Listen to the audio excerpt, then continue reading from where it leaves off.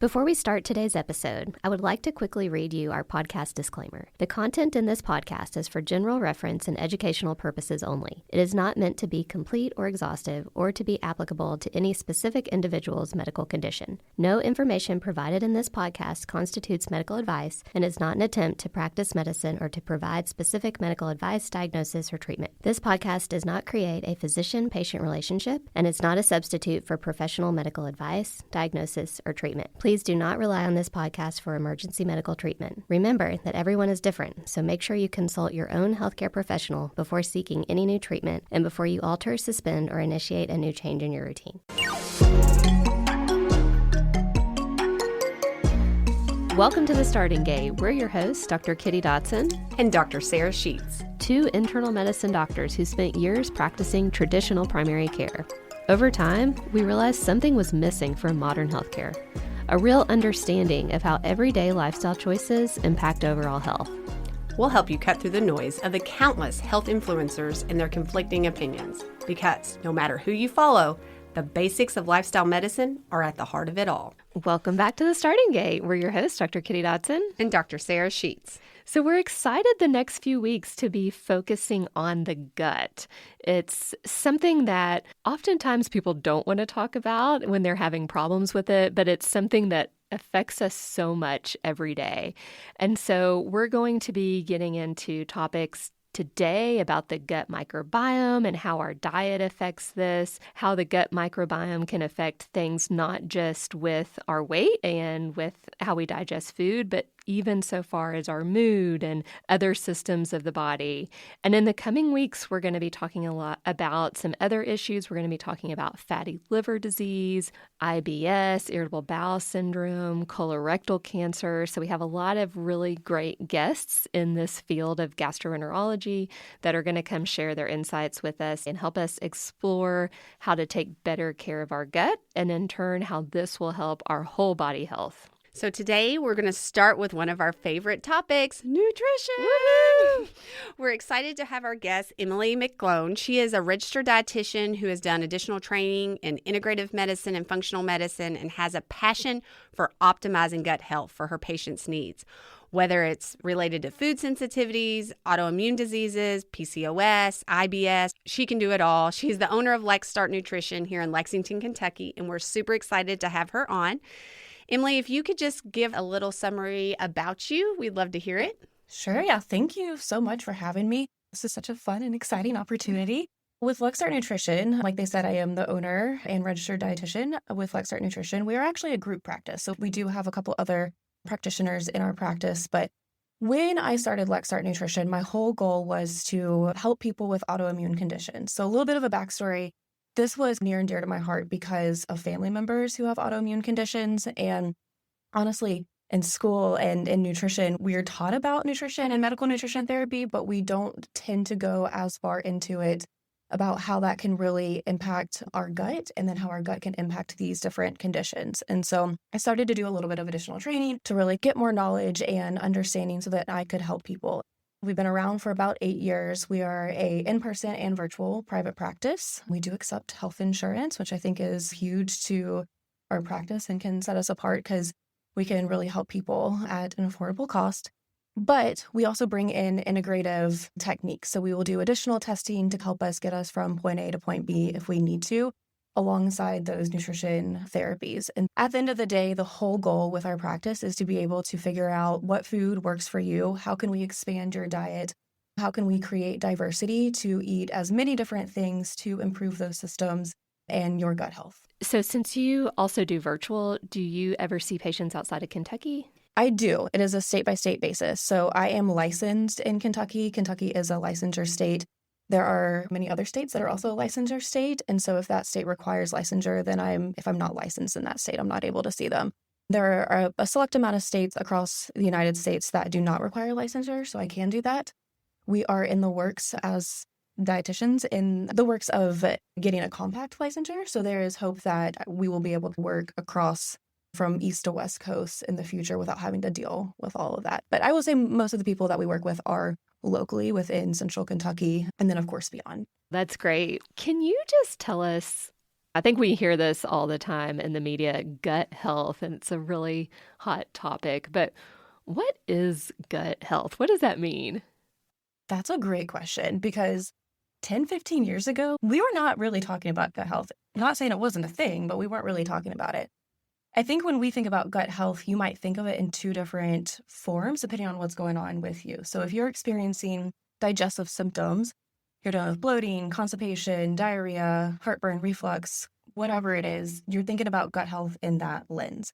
It has been said that about 60 to 70 million people in the United States have some type of digestive disorder. So you're not alone if that's happening, but you're probably just focusing on those specific symptoms in regards to gut health. If not, if you don't have any of those symptoms, then you're probably thinking about gut health and hearing about it as it's being mentioned with weight or with diabetes or mood diseases or other chronic diseases, autoimmunity, your immune system. So when we think about gut health, we know that it can affect so many different systems in our bodies. Specifically, when we think about gut health and the immune system, we know that 70 to 80% of our immune system actually is within our gut. And so if there is some type of imbalance, so this is also called dysbiosis between that good and that bad bacteria within our gut, that can create inflammation. That inflammation can then lead to other systems in our body not working how they need to, whether that be other chronic disease states like diabetes or heart disease or arthritis or mental disorders affecting our mood with anxiety and depression.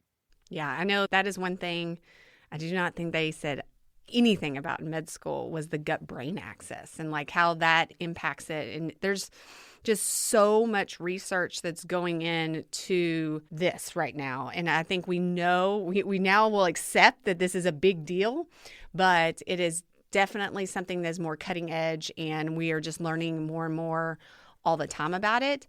So it's not that, it wasn't important. It's just we didn't realize how important it was. And now everyone's finally paying attention to it. And we realize this is probably critical in some of the chronic diseases we're seeing today and why they are advancing as much as they are. Yeah. And in chronic diseases that don't seem like they're related Yeah. to your gut or your GI tract. Mm-hmm. So that's, I think, what's so interesting, and how that dysbiosis that you mentioned, that kind of bad bacteria overriding the good bacteria, can cause problems in any area of the body, which is crazy to think about. For sure. Yeah. And I love that you bring up the gut-brain axis because you all have probably heard, maybe our listeners have not heard, that your gut is also called maybe your second brain. So there is this nerve called your vagus nerve, which is your largest cranial nerve running from your brain to the gut. And it's constantly talking to each other. They're bidirectional. And so what's happening in our brain can affect our gut, and what's happening in our gut can affect our brain. Yes, Yeah. and I see this in practice. There's many conditions that we know that connection impacts how people feel, as well as if we're not addressing the gut health, it can feel like you can't get great management of a chronic condition, and that's sometimes the missing link there. Now, when we talk about the gut, usually in gut health, we start talking about the microbiome and the gut barrier. What are those? What's a simple way to explain those to our listeners? Yeah, so I'm going to first start with the gut barrier. So the gut barrier has 3 different layers.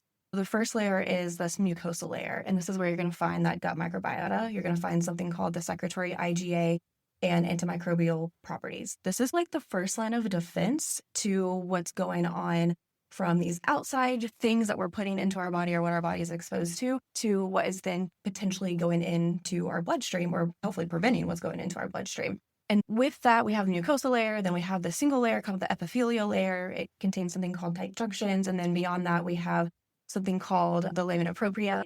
This is going to have a lot of your innate and adaptive immune system components to it.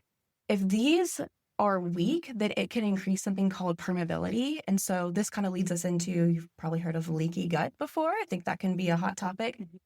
The literature says leaky gut is basically increased intestinal permeability. So we really want to make sure that we are doing what we can to strengthen all of these layers to prevent things from coming into our bloodstream, which then could affect the different disease states that we were talking about.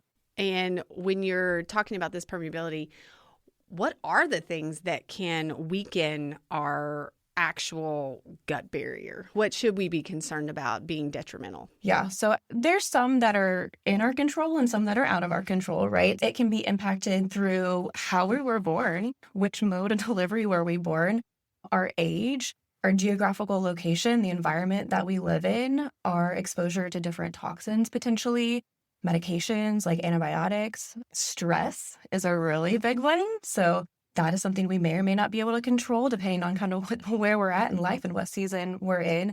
And then, of course, diet. And that is within our practice what we are focusing on. How can diet impact the gut microbiome? And I think maybe you can help us think more about how this microbiome works and what it is. And I'll say today on this podcast, we will use the word gut microbiome interchangeably with gut microbiota. If you're someone listening that is very technical about this and gets irritated with this, I hear you. Technically, the gut microbiota is the organisms themselves, and the biome is the DNA of those organisms. But in general, we use those words interchangeably. So if you're someone that cares about that, don't get mad at us today. We're just going to go with it. So can you tell us a little bit about what these bugs are? Why are some of them good? You've said some of them are good, some of them are bad. What is happening in there? Yeah, so microbes are basically these tiny little organisms that could be things like viruses or fungi or archaea, bacteria. Bacteria is what we're talking about. Bacteria is the star. Most of the bacteria, even though we have some type of microbe over all of the surfaces in our body, most of this bacteria is within our gut, which is why we're talking about gut health. You can have 3.5 to 4.5 pounds of bacteria in your gut. I know that stat always blows my mind. It's I just know, there's all these things inside of me. Tiny things just living in you. Yeah, it's crazy. There can be 100 trillion different types of bacteria, hundreds and hundreds of different types of species. There are certain kind of parent species that are more dominant, which we won't really get into today. But if we talk about the good and the bad bacteria, basically the good bacteria is also known as this commensal bacteria. So its role is to extract nutrients and energy from our diet. It can produce vitamins, so things like vitamin K and biotin. It helps to maintain that gut barrier function, so keeping it nice and strong and protecting against those bad guys or those pathogens that could come in. And then with this good bacteria, the bottom line is diversity is best. We want to have as many that we can, and we want them to be nice and strong and tight. And so that bad bacteria, we could also call the pathogenic bacteria. Like I said, it can be influenced through several different things like stress or viruses or antibiotic use and also diet. And the whole point is we're all going to have both. We're all going to have good, we're all going to have bad, but we want to make sure that we don't have too many bad bacteria. We don't want to have too few good bacteria. It's all about that balance. And so how do we get more good bacteria? Yeah, so let's focus on diet because that's what I do.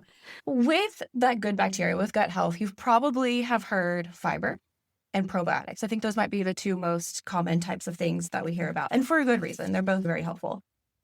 Before I even get into that, I want to just start looking at your diet as a whole. What's going on there? We have to lay the foundations first before we can really get into all of the nitty-gritty components of it.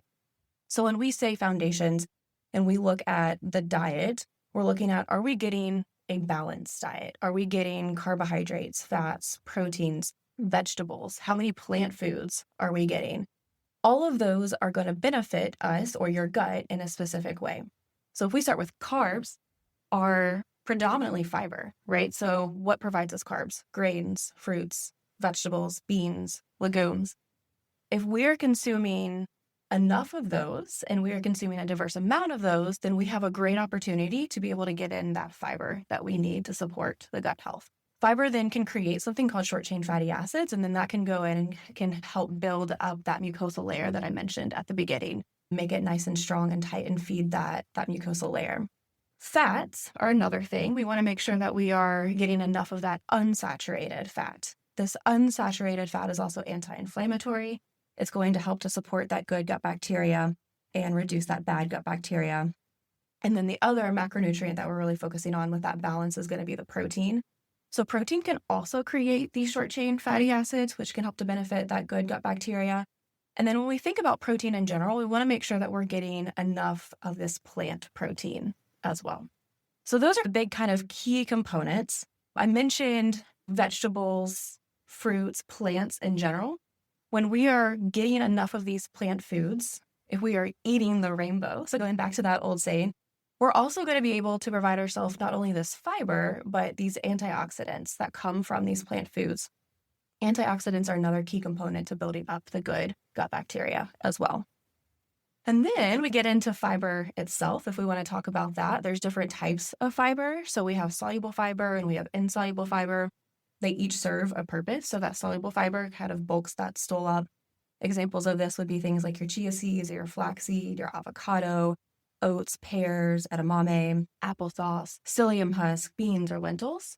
And then that insoluble fiber is the fiber that's going to help move things through a little bit more. So this would be things like nuts and seeds, vegetables, specifically these root vegetables like carrots and parsnips and potatoes, whole grains like the brown rice, the quinoa, the oats, beans, lentils, apples and pears with their skin on it.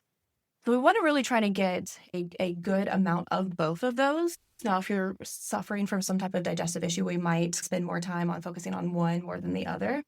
But really, as a whole, trying to get both of those. Fiber is something that most of us are lacking.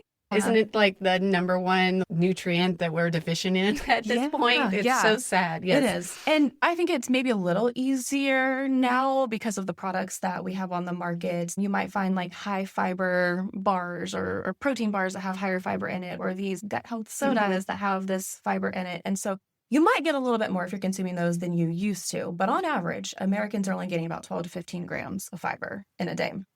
Our goal at minimum is try to get about 25 grams for women and about 38 grams for men. And so we have some work to do. Yes, we do. I know following patients' intake of fiber, you're like 25. Oh, I totally get that. But until you actually like start counting, you're like, wow, that I'm not even close. Is usually what happens to most patients the first time they pay attention to their fiber intake and realize, I would say most people are in that 12 to 15 mark. They're off by at least 10. Because I think most people think, okay, let's say I have a salad at lunch, but unless you're putting some really high fiber foods in there, if you've got mostly lettuce and some cheese and meat in there, and they think I have this for lunch and then I've got broccoli with dinner, you are not even close with that. Not even you close. think you should be, but you're not. A cup of lettuce is less than a gram of fiber. So you can use salads to stack that fiber if you're adding a bunch of different things into that salad. If we're adding beans, that's a great way to get that fiber in because you can get 5 to 7 grams of fiber for half a cup of beans. That's amazing.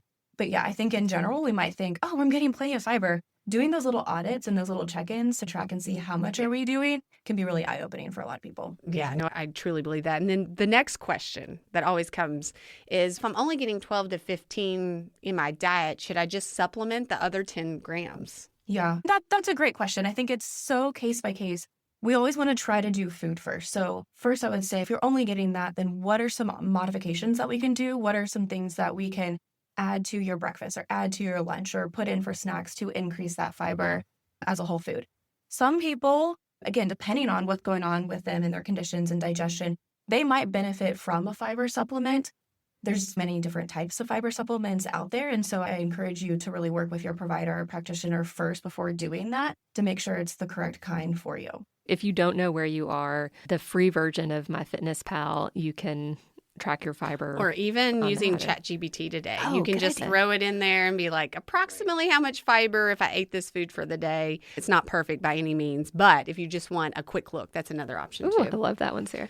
So maybe just do that. And then ways, I'll tell you my favorite way of adding fiber, which Sarah... I know what this is. Drum roll. Hemp seeds. I love some hemp seeds. I'm team chia seed, but anyways. I've gotten more all chia the too. seeds. I really do too. Yeah. But I had not eaten seeds. Honestly, I had not eaten seeds until I started learning about lifestyle medicine and really understanding fiber and stuff. But that is such an easy way. It does not take any time. Just keep a couple bags of seeds.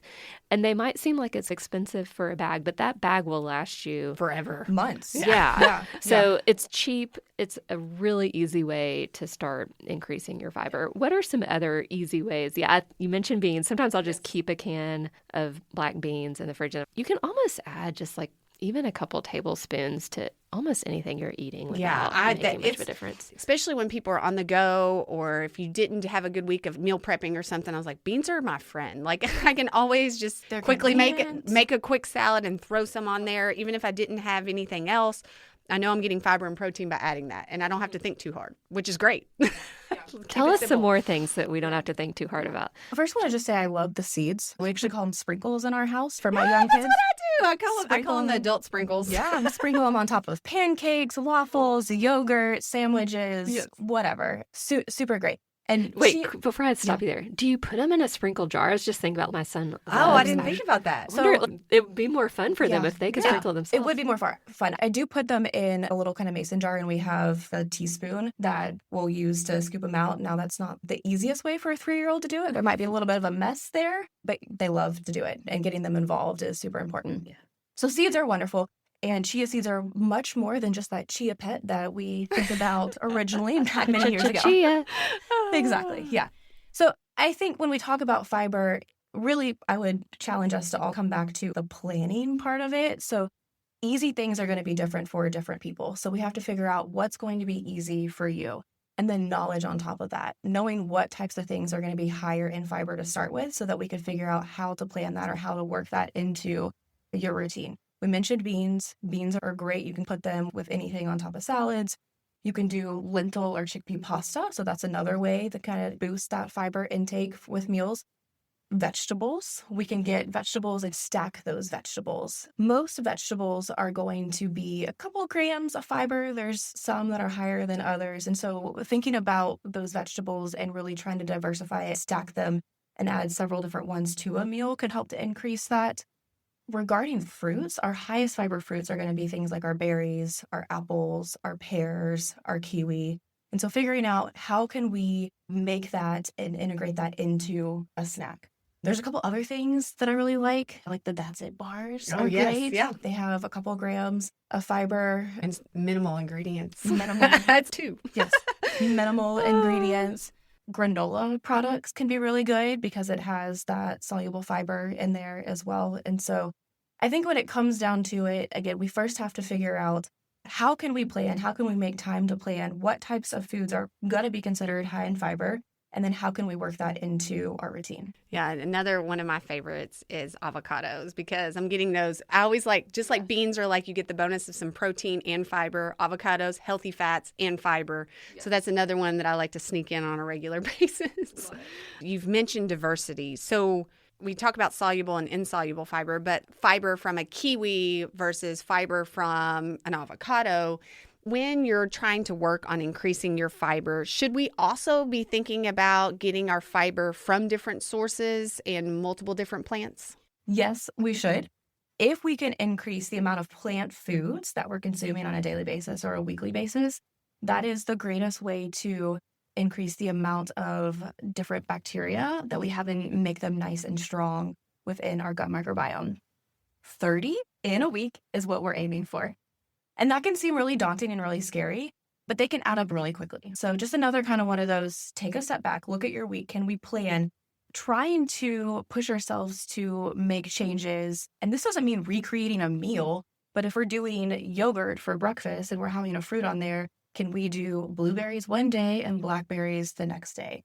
Or can we change it up if it doesn't seem possible to do that within a week? Can we change it up next week? And so trying to figure out how we can do that is really important. My 2 strategies are eat what's in season, because that will help you to create that diversity. Find what's on sale. Because if we are shopping at the grocery store, things are going to be on sale at different times and different weeks. And so that's another way to push you to try new things and change it up. Yeah, no, I like to use that method as well because especially when it comes to produce, shopping what's on sale and in season makes it easier to eat a lot of it because it's cheaper. But remember too, even things like nuts is not one. Walnuts would be one plant. Exactly. Almonds would be another plant. Instead of just getting peanuts, if you can get a mixed nut, you're going to be getting more diversity that way. And herbs also count, not just a little sprinkle of something, but right now I've got a pretty good looking basil plant on my back porch. So I tried to grab a hunk of that. So there's another plant just by adding a pretty good chunk of basil to something I'm making. So it's not as hard as you think. And it does push you. If you do start tracking it, you may not get to 30, but you'll find yourself getting yourself maybe to 25 more often than you would otherwise. It's a little challenge. Yeah. Everybody likes a challenge. It is fun. I know that in the office, I have a little sheet that just gives ideas so people can check off their plants for the week. And it's really easy to create one of those because sometimes we just forget things that we like because we just start making the same things. But we're creatures of habit. I know that recently we got some mangoes and I was like, man, I forgot how much I like mangoes. And so it's just remembering to try new foods sometimes because it can bring that benefit. We're talking a lot about fiber. And when we talk about fiber, a lot of times we also use the word prebiotics. This is very confusing. I didn't learn this in med school either. When we say the word prebiotic, what does it mean and how does that relate to fiber? Yeah, that's great. So all prebiotics are considered fiber, but not all fiber that we consume are considered prebiotics. It's a little confusing, I know. But basically with prebiotics, these are certain types of dietary fibers that aren't necessarily digested by the enzymes that we produce in our body. And so it can create this kind of byproduct or this fermentation to then feed these microbes, these microorganisms within our gut. So some examples of this would be artichokes, onion, garlic, oats, asparagus, banana, honey, peas, beans. If we can consume more of these, then this can be the fuel for these microorganisms, this gut bacteria that we have, and work hand in hand with the probiotics, which is another hot topic when it comes to gut health. And what about probiotics? Yeah, what are probiotics? Like, how do we get those? Yeah, so probiotics, by definition, are live microorganisms that, when given in adequate amounts, can benefit the host, which is us, right? And so there are certain products that provide these probiotics. We think about fermented products, and this can include our yogurt and our kefir. A lot of times, if you look at the back of those labels, it's going to say what specific strains of probiotics are added to that. These are live microorganisms. So if someone's going to the store and they go grab some yogurt, is there anything they need to look for on the packaging, or can they assume that is a probiotic? Yeah, I think it will say, so you'll see things like lactobacillus acidophilus on there. It'll say a lot of times like live and active culture, and it'll list those things off. Most yogurts are going to have this in there. The other part, when we think about probiotics, we might group the fermentation in there or fermented products. You can't necessarily guarantee what strains are in these products or how much is in that, like we can with the yogurt and the kefir. But examples of those products would be things like kombucha, sauerkraut, kimchi, miso, pickles, raw, unfiltered apple cider vinegar. Studies do show that those still can help us. It's just we might not know exactly what strains are in them or how much we're getting through that. Let's talk about pickles. Yeah. Because I think that's one of the ones that's the trickiest. Is there a way to know, am I getting good pickles, or are these pickles helping me? That's a good question. I'm a big ingredient person when we can. So really taking a few seconds to look back, turn it around, look at the label and see what is in there. If we see that it is cucumber, vinegar, salt, dill, whatever, then we know that's a great product. We don't necessarily know based off the fermentation, like how long it's been pickled. So we'll just do the best that we can in that scenario. But yeah, I think looking at the ingredients in general can be really helpful just when it comes to gut health. Yeah. Yeah, because I feel like I get that question. I was like, pickles? How do I know this? I don't know why. I'd never really thought about pickles, yeah. But I keep a bag of kimchi in my fridge just because sometimes yogurt, I don't do well with yogurt all the time because that seems like the easiest. I think yogurt seems like the easiest way to get It's a quick vessel to get that in. cultures, but I just keep kimchi in there and I'll just take 2 forkfuls of kimchi. At least I try to do it at least once a day. And is that a spoon or two? okay? So you feel like that's a good way to get my fermented foods? I do. I love sauerkraut too. And Costco has a great sauerkraut. So we keep sauerkraut and kimchi both in the fridge. And yes, and I think that's a good point because I think people, when we think about this, they're thinking they're having to eat a lot of these foods and they're like, this isn't. But if you almost look at it as this is medicine for my gut, I'm just going to have a little bit on the side. That's all you really need. You don't have to make it complicated. Okay, so you've told us we've got fiber giving us our prebiotic, which is then fueling our organisms. So how does a probiotic pill fit into the mix of this? There's so many different strains of probiotics. I think that a probiotic pill can be helpful and beneficial for some people. I think we have to know what we're looking for, what strains we're looking for, what condition we're after when treating that. Let's go back to if we have a certain amount of good bacteria, certain strains, and then we're adding that exact same kind of probiotic on there. It's not necessarily going to do anything. It's not going to populate anything. We're just like buying expensive supplements that we're just going to poop out, really. I think with probiotics, there is a time and a place because there are certainly strains that are going to be warranted for certain conditions, but it is not a one size fits all. And that's why we go back to what are we doing nutrition wise, diet wise, and how can we impact our gut through that first. Yeah, and I think one thing that is a common misconception is, I take a probiotic, I'm fixing my gut health. But if you're not changing how you eat, you're not actually trying to help these good bacteria flourish, again, you're wasting your money. So I think of it as that, like if you're just taking that probiotic, you're taking it, but then it's going right out. So unless you're Might not be eating, colonizing a lot of things. yeah, it's not colonizing, meaning it's not like setting up shop. It's not making a home in your gut. So you really have to eat that regularly for it to make a home. And then you have to give it the prebiotics that it needs, the fiber that it needs for it to stay. Otherwise, it'd be like if it came to a hotel, but you don't have any food at the hotel, it's going to move on. It's going to leave. Yeah. So you need to make sure you keep the bacteria there, and you'll do that with these other things that you're talking about. Which brings up a really good point, because when we talk about how long it takes to change our gut microbiome, and we're talking about making these different changes, 24 to 48 hours, we can start to see a change. But it won't last if we're not being consistent with that change. And so the whole point is, what can we do to be sustainable and be consistent so that we can have that long-lasting gut health change for the better?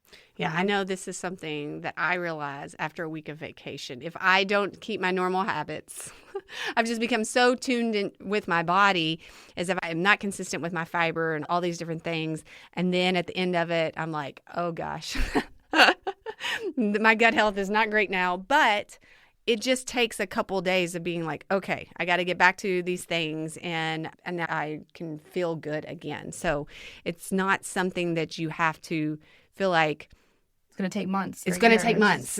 But I will say that if it's been a long time since maybe you have eaten a lot of fiber and you've had a really low fiber diet, it can take a while to make it easy on your gut to digest. And I know that's something that Kitty and I talk about a lot, is if eating these foods that are higher fiber are new to you, you got to escalate them slowly and not all at once, because your current gut bacteria may send out signals, oh my, that was too fast.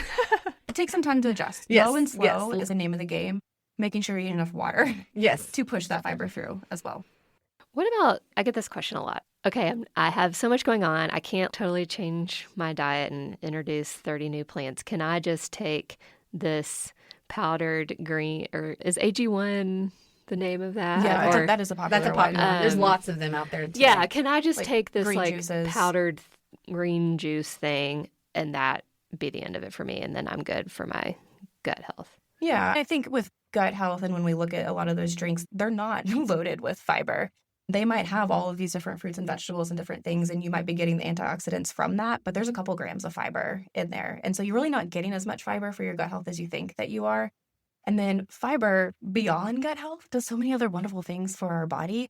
When it helps with satiety and blood sugar, it could be an added tool potentially, but at the end of the day, like, we still have to figure out what can we do that's feasible for you and your lifestyle to make that change. It can be one small change. We focus on that, and then we move on to the next once we get really good at that. Habit stacking and making those little behavior change is going to be the most impactful thing. She's mentioning our favorite I know, word. I love it. So let's talk about some really common symptoms that people correlate with their gut health. One of the number one symptoms related to the gut that I hear about is bloating. What is going on with America's bloating problem? That's a good question. And before we talk about food, I want to back up and actually talk about what I call meal hygiene, because I think this is such an important step that, again, is part of those foundations, and we can't overlook that, because if we are trying to do all the things to help alleviate bloating, but we are not chewing our food really well, if we're eating in a stress environment, then we're not doing our body any good. So with meal hygiene, I really want to challenge us to think about taking a step back, looking at your food, smelling your food, tasting your food. All of this starts with the cephalic phase. This is what's happening in our brain. It's called the cephalic phase. And this is really the start of digestion because it's releasing about 20% of these digestive secretions, so these enzymes and the stomach acid to help break things down. So this is crucial. If we can do this, that's step one. If we can chew our food, like I mentioned, that's step two. 30 times is what we're after. So applesauce consistency. I don't know about you, but I think I catch myself a lot not chewing my food 30 different times. But what if we're just eating our food within 1 to 2 bites? And all of a sudden, because things aren't broken down, that's another part to our bloating, right? So I think that we have to first think about that, our meal hygiene, our posture, and then we can get into what's going on with bloating on a deeper level. We all grow up like in this fast-paced environment. We have 20 minutes to eat our food. We're running from here to there. We're eating in the car. It's part of life. But what are things that we control within our life? Are there times on the weekend? Are there times in the evening that we can start to put that into practice first to get that behavior going, and then we can continue to create that behavior? Yeah, I think that's great. We don't think about that enough. I think probably starting that at a young age of slow down, actually chew your food. And I don't think about that enough either. No, I don't. So thanks for that And reminder. I've never heard that Reminder term, for us. meal hygiene, Yes. before. Okay. All right. So we are going to work on our meal hygiene. Then what do we do? So food-wise, we probably want to first just, again, assess some of the foundational things. Looking at fiber. Are we trying to increase that fiber, like we said, too much, too fast, and that's causing bloating? Are we not hydrating enough? Are we not getting enough liquids in to help move things through? If that is in check, then we're probably going to assess a couple other things. There can be sensitivities, there can be an intolerance in it. So again, working with a trained practitioner to decipher between that can be helpful.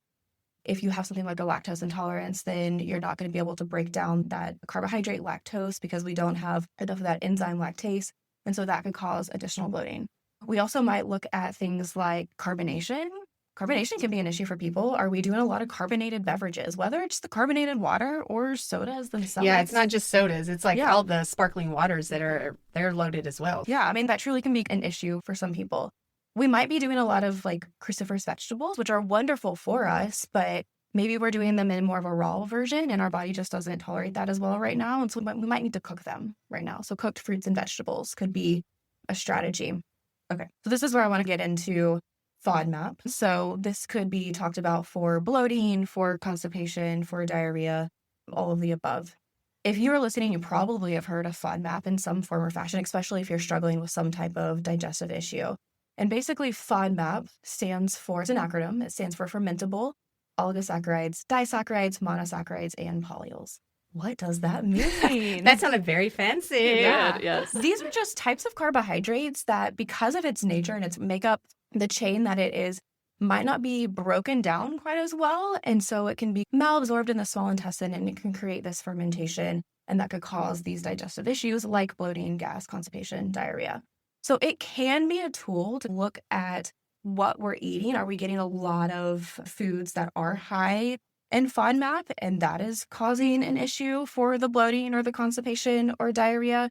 If so, how can we start to figure out what we can do to tweak that diet to see if we can at least see some temporary relief? But I do want to just stress with FODMAP that the FODMAP diet is an elimination diet that is not meant to be forever. It is not long-term. It is designed to be 2 to 6 weeks. And so you really want to work with a trained practitioner professional on the FODMAP diet if that is something that you're going to try to see if that helps with your symptoms, so that they can kind of walk you through to figure out how can we continue to nourish your body? How can we keep your meals, your breakfast, lunch, and dinner snacks as consistent as what you're currently doing and replace it with these lower FODMAP foods?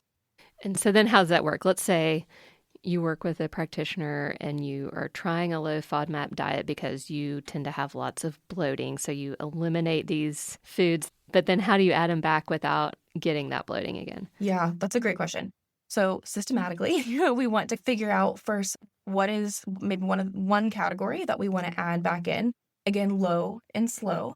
With these FODMAPs, I mean, it really is more of an intolerance, and there can be a very big threshold component with that. So we might be able to add some things back in and do great in a sufficient amount, like a very high level, we might add some things in and be like, like I can only have this in small levels. If you start adding things back in and failing across the board, you're not able to add anything in, digestive symptoms come back, that diet is probably not for you. That is probably not the issue. We need to dig a little bit deeper and see what else could be going on. Yeah, and unfortunately in practice, in medicine, I saw a lot of patients just staying on a low FODMAP diet for a long time and never trying to introduce the foods back, because many people, it's not all those foods you removed. It's just maybe it could be one or two that were being the big culprits, and as you add them back, you realize that. So I think it's just sometimes not done appropriately, and people are left with very strict diets for no reason. Yeah. And that's not good, because when we talk about the gut microbiome and we talked about diversity, we want to have as much diversity as possible. So if we are on this very strict elimination diet long term, we're starving our good gut bacteria. And then even at a deeper level, when we think about these FODMAPs, a lot of them are these prebiotic foods. They're the things that are fueling those microorganisms, those gut bacteria. And so we want to make sure that we can get to a point where we can add them back in and still feel really well. And what are some of these foods that are high FODMAP foods? Yeah, so if we just briefly go through the categories, the first one is lactose. Foods that are going to be high in lactose, which would be like milk products, yogurt, cottage cheese, some softer types of cheeses. You can still consume some lactose products, but we want to make sure that they are going to be lactose-free, meaning they've added those lactase enzymes in there, or they're the harder cheeses like cheddar cheese, Parmesan cheese, etc. Some other really common ones that we see are garlic and onion. Again, prebiotic foods, they're great, but they are high in FODMAP and they can be hidden in a lot of different things. And so, again, coming back to that threshold, we could be getting garlic and onion in many different dishes, many different things that we're eating. And if that's not something that we're tolerating, then that could increase it. Yeah, and those two specifically are the sneakiest reflux causers that so many people don't realize make the reflux worse. Yeah. So anyways, that one's like a... And they also They're make sneaky. everything taste better. They do. But there's So they're in a tricks. lot. So like with the garlic and onion, if you really want the flavor, you can do an infused oil. So you can take an olive oil or garlic oil, and you can add those cloves of the garlic, or you can add a cut piece of onion into the oil, let it sit for a little bit, discard the garlic and onion, and then use that oil to cook with. And then you'll have that flavor, but we're not actually eating the product itself. That's a great Wow, tip. that's such a smart idea. Okay, so I interrupted you. I'll let you keep on going on your list of foods. Yeah, so I think just other things that come to my mind that are maybe more common for people, things like asparagus, which again is a good prebiotic food, apples, watermelon, blackberries would be another one. Avocados, like you had mentioned. Avocados can be fine, but a very small amount is really what we're after if we're doing a lower FODMAP diet. Unfortunately, gluten-containing grains are also high in fructans, which is one of the FODMAPs, and we want to be mindful on what type of grains we're consuming and be careful for a period of time with that. A lot of our beans are going to be considered high in FODMAP. Some are going to be okay, like our chickpeas and our lentils, our edamame, but it is a very threshold component. It is a quantity basis as well.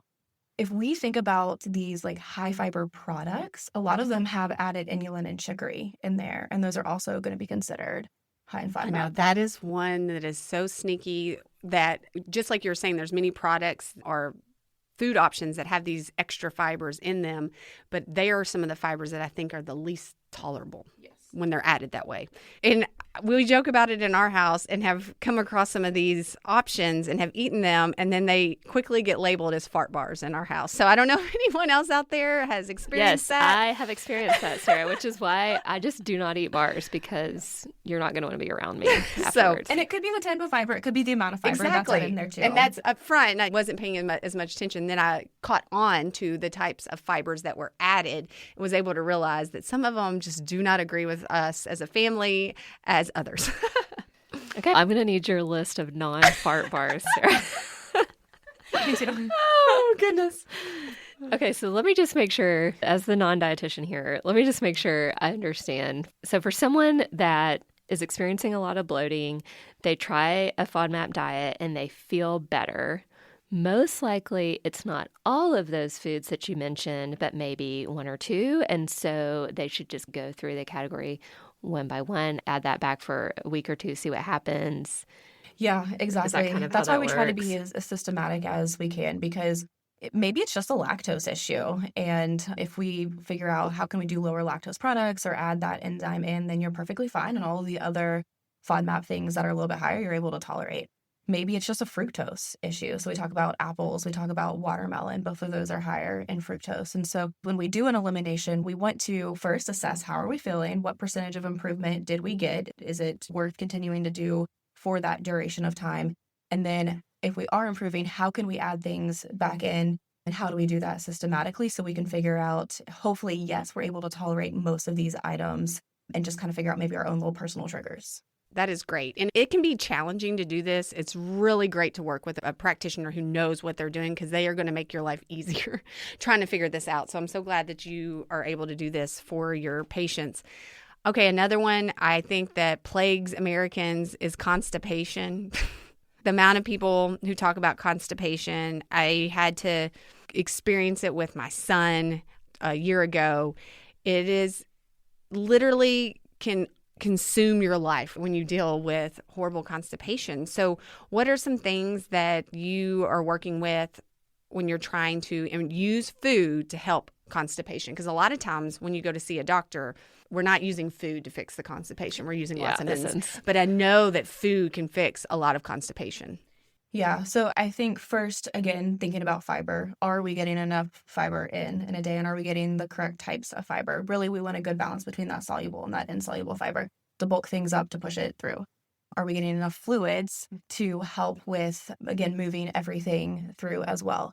I think another thing that might be overlooked is, are we eating enough food? So if we're not eating enough food, which I know can be really hard when you're experiencing constipation because you don't feel well, you're not going to trigger that gastrocolic reflux. And so then that's not going to help to push things through or help with that motility as well. Some functional foods that have been shown to be effective would be things like kiwi. I know that kiwi, there's a kiwi study that's pretty impressive. Yeah, 2 kiwis a day. Yes. 2 kiwis a day. So give that a try. Psyllium husk. And side note, this is the active ingredient in Metamucil. So sometimes that's what we would do. You can also buy psyllium husk on its own. I really like to use that to blend it up into smoothies or mix it into like peanut butter or an almond butter. And it just like mixes up and dissolves, and use that to dip apples in or carrots or whatever. Put it on a spread if you want. Because most of us aren't just eating like the psyllium plant. We're going to have to get at some type of supplement form. So you get like one of the stir peanut butters and then dump some psyllium in there, mix it up. Yeah, I'll take a little bit of peanut butter, like a couple tablespoons, and put it in a little jar. And then I'll add whatever my desired amount of that psyllium husk is. Mix it, and it just goes together. Yeah. I'm going to use that on Alex. Thank you. Yeah. You can certainly mix it in things like yogurt or oatmeal, but because of its nature, it is going to form this gel. And so the longer that it sits there, it might not be as palatable. So that's why I would say something like smoothies, if we're going to drink it quickly, the nut butter, or even like a baked good. You can add it to a baked good. Okay, so don't mix it into the jar and then put the jar in the fridge and think that it's probably going to be weird. Yeah, it might be a little weird. Okay. Yeah. Ground flaxseed would be another one that we can add in. And then this kind of deviates, of course, like from the FODMAP, depending on what route we want to go with that. But some items like pears or prunes also can act as a laxative to pull water into the gut and help for experiencing constipation. Yeah, all those are great tips because, again, many times we're not leaning into dietary changes to fix our constipation, so it just becomes very chronic. And I do feel like that's a condition that we're not good at getting at the root cause and fixing it. For sure. The other end.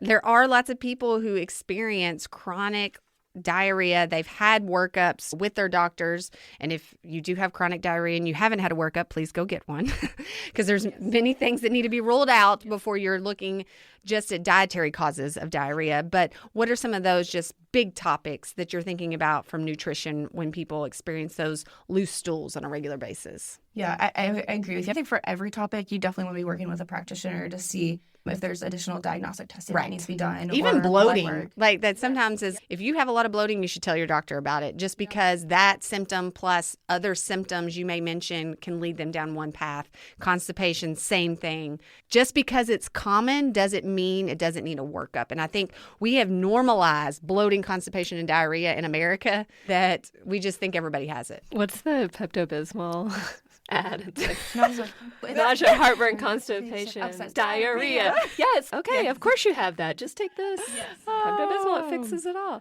But actually, I'm hearing fiber fixes it all. That's kind of what I'm hearing. Yeah. Okay. So tell us, how do we treat diarrhea or that person that's like running to the bathroom as soon as they eat? Yeah. So again, there's so many questions that I ask people when we have these symptoms relating to like lifestyle and stress and meal hygiene, like we had mentioned. Things that could be going on. Is there something going on in the gallbladder, right? So are we eating like diets high in fat and we're having issues with that? So that's something that we would ask about. We might want to, in the meantime, if you're experiencing a lot of diarrhea, we might want to back off the fiber just a little bit to settle things down. And then be specific on the type of fiber we're consuming. So if you remember, I had said soluble fiber kind of bulks things up. So we want to try to be intentional on getting more soluble fiber when we are consuming fiber. We might also limit some things that could be these kind of common triggers. So things like caffeine or alcohol or spicy foods could all also cause some additional problems. Again, the lactose, that just tends to be a problem for a lot of people.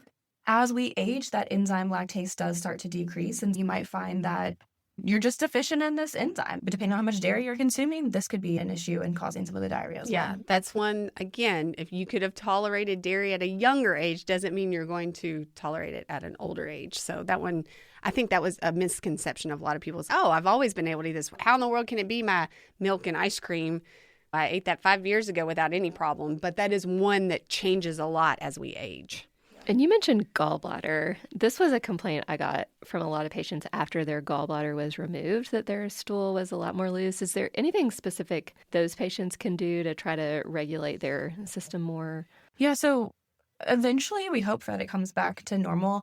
Again, at the beginning, we might need to modify the fat intake to help to prevent that kind of like bile acid diarrhea that could be going on. I tell people all the time, even if you don't have a gallbladder, you can work on bile support and fiber. I'm going to come back to fiber. Like fiber is going to be a key component to that. We love fiber. Yes, we do. And then a last bucket, because I think this one is very confusing for many people, or is the whole idea of food sensitivities. And we are talking about, and I want to stop here, food sensitivities, not food allergies. Those are not the same thing. And I think that's critical because sometimes when people are talking about that, it's actually marketed as an allergy, and that's a different bucket when we're talking about food allergies. But when we talk about food sensitivities, is there anything else that you commonly are working on with patients that you see are an issue when it comes to food sensitivities? Yeah, so food sensitivities, it truly is like a case-by-case basis. I can't say this is a common food sensitivity that you're going to have. So very different than allergies, it said. They do both involve the immune system. It's just the food sensitivities are non-IgE mediated. And even though it's involving the immune system, it's different than allergies because we can still have them. It just might depend on how much we can have. So it's a very dose dependency thing. And then you might find that symptoms don't happen immediately, more like a food allergy does, but it can have this kind of delayed reaction. There are some tests that can be used for food sensitivities, but really trying to do like journaling and kind of looking at your overall pattern in diet can be a really good tool to assess what are we consuming, how much are we consuming it, do we need to space that out, do we need to work on the threshold, the amount, could be another key component to helping with food sensitivities. And I know one that is talked about a lot is a sensitivity to gluten, and that's always important to distinguish from celiac disease. And can you just elaborate just a little bit on that bucket? Because I think that's a common one that people hear about, being sensitive to gluten. Yeah, so with gluten, if we have celiac disease, then hard stop. You have to follow a gluten-free diet. There's no ifs, ands, buts about that. There can be individuals that have non-celiac gluten sensitivity where maybe we've tested and it comes up negative for celiac, but they still just don't tolerate gluten itself. Again, I think this is a very kind of case-by-case basis. The wheat, the rye, the barley, the products that make up these gluten-containing grains still have a lot of great fiber in it. And so I don't think that we need to all just immediately cut gluten out. We really need to figure out, is that something that's appropriate for you? And if so, then what can we do to replace these gluten-containing grains with other types of grains, other types of fibers to make sure we're nourishing our body? Are there any other just big common misconceptions that you feel like you hear from your patients that maybe they're seeing in the media, or just something that we often do that we should stop doing because we think it's helping us, but it's not. Yeah, I think it comes back to maybe just relying on some of these supplements with things that this is going to fix everything when it might help. But really, it comes back to these behaviors. Like, what are we doing day in and day out with the food that we're eating, with the lifestyle that we're living, and figuring out how we can really start to create new behavior changes when it comes to our diet and our lifestyle. And then maybe use these supplements as a tool in addition to as an actual that, supplement, as not supplement. the main. Yeah, exactly. part. Yeah. So for our listeners, after they've heard this wealth of knowledge that you have, if they are wanting to set up an appointment with you, how can they go about seeing you as a patient? Yeah, we would love to have you. You could visit our website. It's www.LexStartNutrition.com. So LEXStartNutrition, all one word.com. If you visit that, you will find you can actually go in and book an appointment online through that, or you can find our email or our contact information to reach out. We will get back in touch with you. We will answer any questions, again, regarding insurance or other services with our practice, and then we'll get you set up from there.